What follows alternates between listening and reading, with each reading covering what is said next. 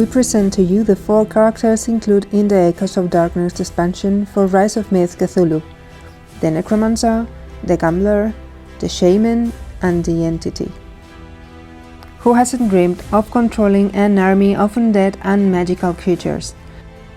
The Necromancer makes that dream come true. The Necromancer can play summon cards, which stay in play as long as he pays their maintenance cost, shown at the bottom of the card. When a summon is in play, the Necromancer can choose to use it for attacking or as a shield to block enemy attacks. There is a huge variety of summons across all rarity levels, from common to rare. In addition to their offensive and defensive roles, many have additional effects that allow for strategic combinations, along with various cards that boost their capabilities or use them to the Necromancer's advantage. Furthermore, the Necromancer is also very good at inflicting enemies with a piercing condition. This is one of the strongest conditions in the game because it damages the enemy even before they can. Finally, the Necromancer has magic attacks that can become more powerful by discarding cards or using extra energy. This gives him many options to adapt to the game. In summary, the Necromancer is an all-around character with many ways to attack, defend, and set the battle space. Next, we have the Gambler, who uses several unique mechanics. The first is luck. At the start of his turn, he rolls the luck dice and uses the luck token to track the result, like in a real casino. Depending on whether he is lucky or jinxed, many of his cards will change their effect, making the game more unpredictable. Of course, the Gambler also has access to several cards that mitigate, modify, or change his luck rolls. Another special ability is betting. The Gambler can play betting cards that can be simple or risky bets. The effects of these cards depend on the dice roll. Some have very strong effects but are harder to win, while others are easier to activate but less powerful.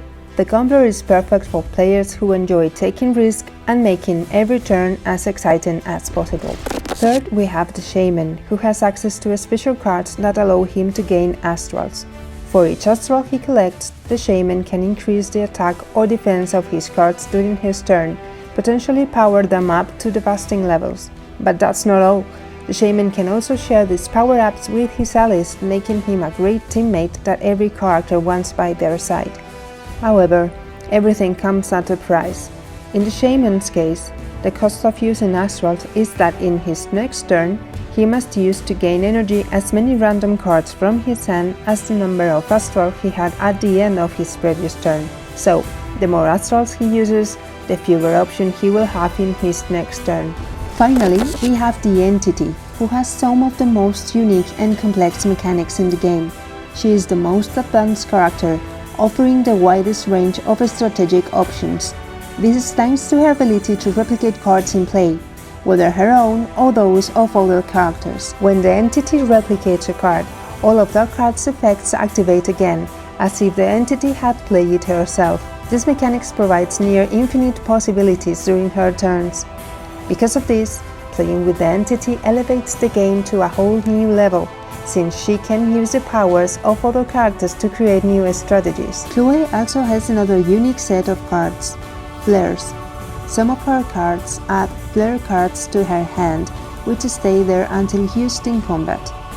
Not only that, but the more flare cards are played in a single turn, the higher their damage becomes. However, using them drastically reduces her sanity, something the player must learn to manage carefully.